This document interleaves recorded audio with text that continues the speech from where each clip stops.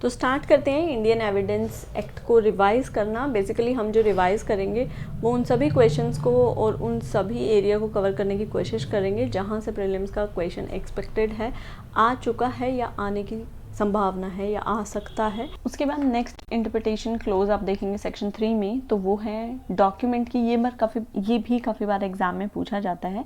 देखिए इसके अंदर है क्या कि सबसे पहला क्वेश्चन जो एग्ज़ाम में पूछा जाता है वो ये कि जो डॉक्यूमेंट वर्ड है क्या वो सेक्शन 3 में डिफ़ाइन है या नहीं है, तो डिफ़ाइन है। नंबर 2, जो डॉक्यूमेंट की डेफिनेशन यहाँ पर दी गई है वो सेम डेफिनेशन है जैसा कि आईपीसी में दी गई है। और ये चीज़ अगर आपने AK जैन पढ़ी होगी तो वहाँ पे भी स्पेसिफाई किया हुआ है। और ये आई थिंक हरियाणा में ये क्वेश्चन पूछा भी गया है, तो ये यहाँ पे चीज़ ध्यान में रखनी है, ये यहाँ पे बात ध्यान में रखनी है।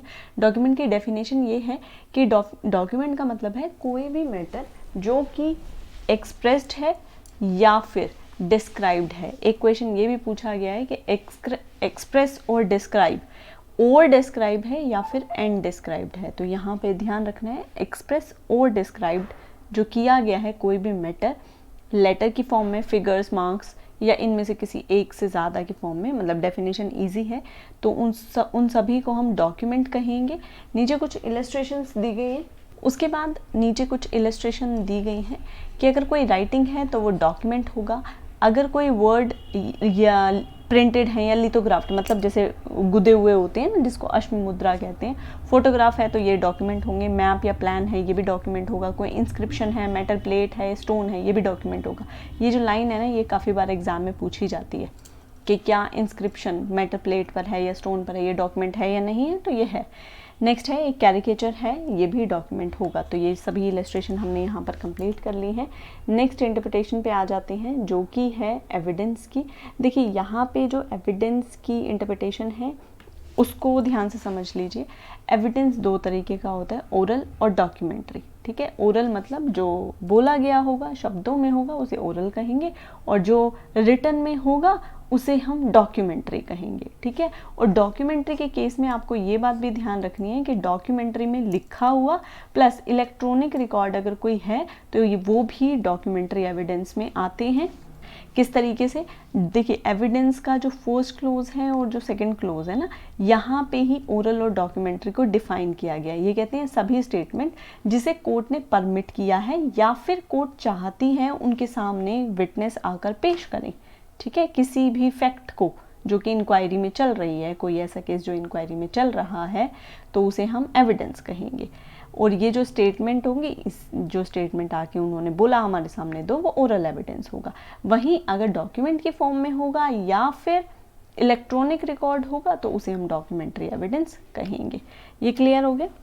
उसके बाद नेक्स्ट इंपॉर्टेंट क्वेश्चन जो यहाँ से कई बार एग्जाम में आया है वो ये कि एविडेंस एक्ट में, इंडियन एविडेंस एक्ट में क्या एविडेंस को डिफाइन किया गया है। तो यस, एविडेंस को डिफाइन किया गया है सेक्शन 3 में, जहाँ पर इंटरप्रिटेशन दी गई है। तो वहीं पे सेक्शन 3 में इंटरप्रेट किया गया है कि एविडेंस क्या होता है। आई होप अब तक एग्जाम में जो क्वेश्चन पूछे गए हैं यहाँ से वो क्लियर हो गया होगा।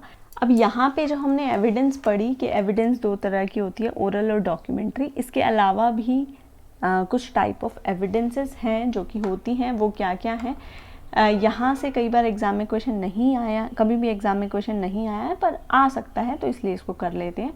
एविडेंस होती है direct evidence, circumstantial evidence, real या फिर personal evidence, hearsay evidence, primary और सेकेंडरी एविडेंस, पॉजिटिव और negative evidence, oral evidence, documentary evidence और लास्ट है कंक्लूसिव एविडेंस। आई होप यहाँ तक बहुत अच्छे से चल रहा होगा।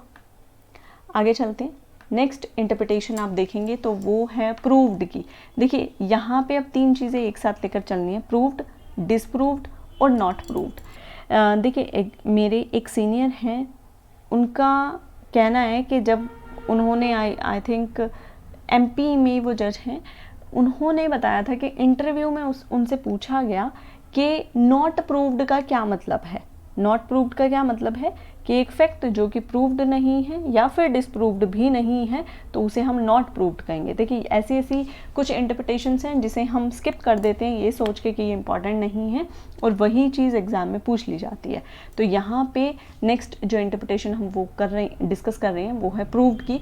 एक फैक्ट को प्रूव तब माना जाएगा, यानी कोर्ट एक फैक्ट को प्रूव तब मानेगी जब उस मैटर को कंसीडर करने के बाद कोर्ट इस बात को विश्वास कर ले, बिलीव्स कर ले कि हाँ ऐसा है, या कंसीडर कर ले कि हाँ ऐसा है या ऐसा है। और कोर्ट ही नहीं, अगर एक प्रूडेंट मैन मतलब एक ऐसा आदमी जिसमें समझने की क्षमता है, उसके सामने कोई बात करी जाए कि देखो जनाब ऐसा अगर हुआ है तो इसकी वजह ये हो सकती है, और वो माने कि हाँ ऐसा हो सकता है और होगा, ठीक है, तो उसे हम कहेंगे प्रूव्ड। जैसे कि किसी पर्सन ने एक्स का मर्डर किया है और पहले उससे रंजिश है और पहले भी उस पर वो हमला कर चुका है, तो ऐसे सर्कमस्टेंसेस हैं कि विश्वास किया जा सकता है कि ऐसा इसने ही मारा होगा, तो उसे हम कहेंगे प्रूव्ड, ठीक है।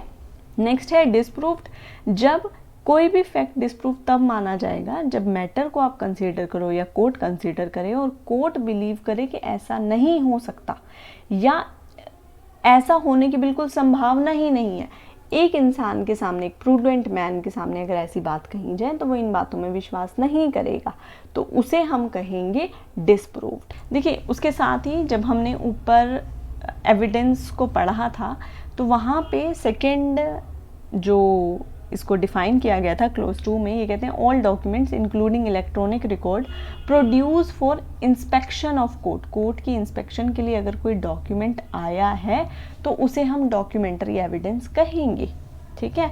अगर कोई डॉक्यूमेंट इंस्पेक्शन के लिए नहीं आया है तो वो डॉक्यूमेंट्री एविडेंस नहीं माना जाएगा, ठीक है। यहाँ पे जो वर्ड्स है ना बैरेक्ट के, इनको ध्यान में रखना है। यहाँ इंस्पेक्शन वर्ड यूज हुआ है और यहाँ पे इंक्वायरी वर्ड यूज हुआ था। उसके बाद नेक्स्ट इंटरप्रिटेशन क्लोज है हमारा रेलेवेंट और फैक्ट इन इशू। रेलेवेंट और फैक्ट इन इशू इन दोनों को साथ साथ में ही पढ़ना है। किस तरीके से?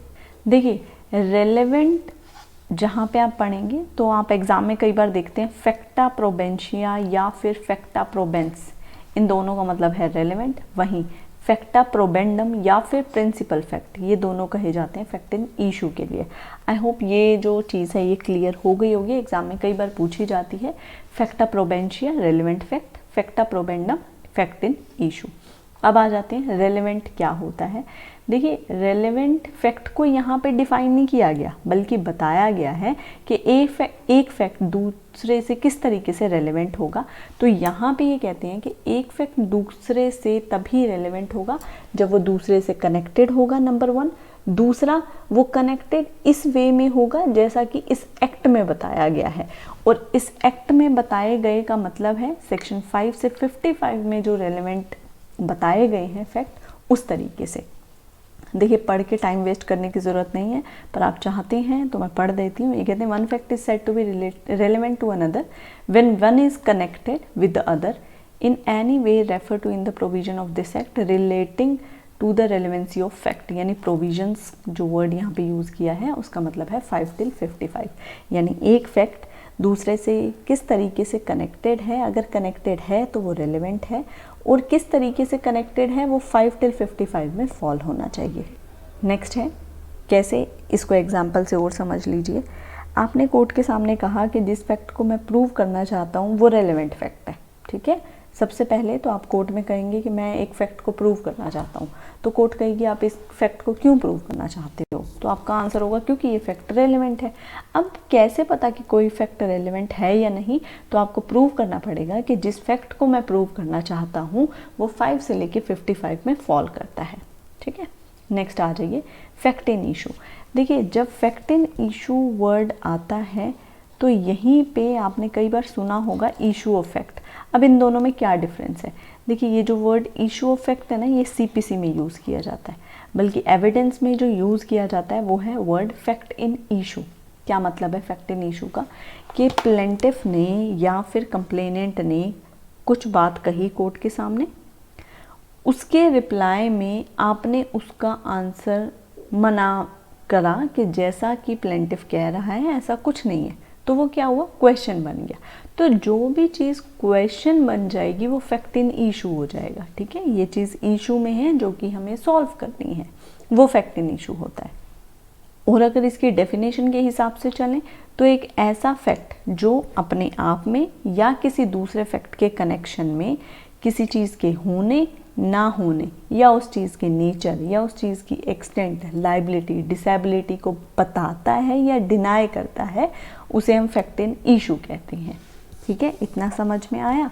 अब सीपीसी अगर आपने पढ़ी होगी तो आपको पता होगा कि सीपीसी में कोर्ट जब भी सिविल सूट होता है तो कोर्ट क्या करती है, इश्यूज़ फ्रेम करती है ना।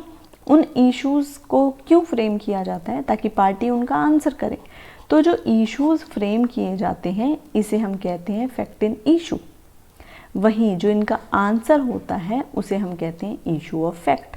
तो समझ आ गया होगा कि वर्ड इशू ऑफ फैक्ट और फैक्ट इन इशू का क्या मतलब है। कई बार ये एग्जाम में पूछा जाता है कि एविडेंस में वर्ड फैक्ट इन इशू है या फिर इशू ऑफ फैक्ट है।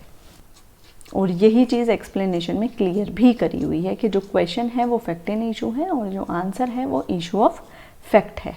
इलस्ट्रेशन अगर हम इसकी पढ़ें तो ये कहते हैं ए एक्यूज्ड है क्योंकि उसने बी का मर्डर किया है। ट्रायल में इशू क्या क्या बनेंगे कि क्या ए ने बी की डेथ कोज करी है, ए के पास इंटेंशन थी बी की डेथ करने के लिए, ए को क्या ग्रेव और सडन प्रोवोकेशन मिली थी बी से कि उसने उसका मर्डर कर दिया। नेक्स्ट है ए ने जब बी का मर्डर किया तब ए अनसाउंड माइंड था, इनकेपेबल था, उसको नहीं पता था कि क्या कॉन्सिक्वेंसेस होने वाले हैं। तो ये सभी जो होंगे इशू बन जाएंगे इस केस में।